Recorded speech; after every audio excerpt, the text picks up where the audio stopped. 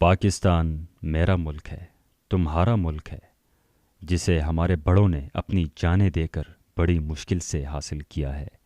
تعداد میں بہت کم ہونے کے باوجود میں نے کبھی تمہیں خود سے الگ نہیں سمجھا، کبھی شیعہ ہونے کا طعنہ نہیں دیا۔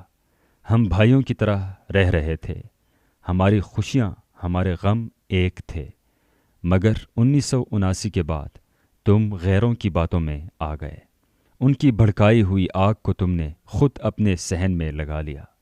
کیا تم نے کبھی سوچا 1979 سے پہلے حالات جیسے تھے وہ اب ویسے کیوں نہیں ہیں؟ تم کیوں یہ بھول گئے ہو کہ ہمارا ملک ایران نہیں پاکستان ہے؟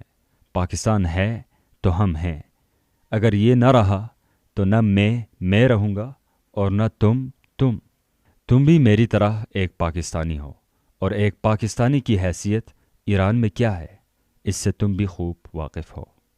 خدا کے لیے دوست اور دشمن کو پہچانو اور اپنے گھر پاکستان کی حفاظت کرو۔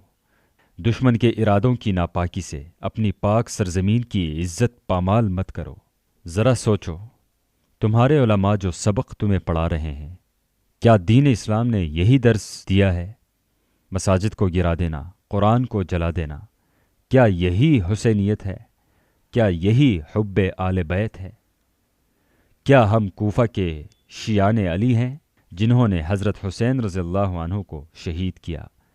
تم سنی عوام کے قتل ناحق سے اپنے ہاتھ کیوں رنگین کر رہے ہو؟ ساجد نقوی، حامد موسوی، علامہ ناصر عباس اور امین شہیدی نے اپنی اولاد کو سنبھال کے رکھا ہے اور تمہیں اس دہکتی ہوئی آگ کا ایندھن بنا رہے ہیں۔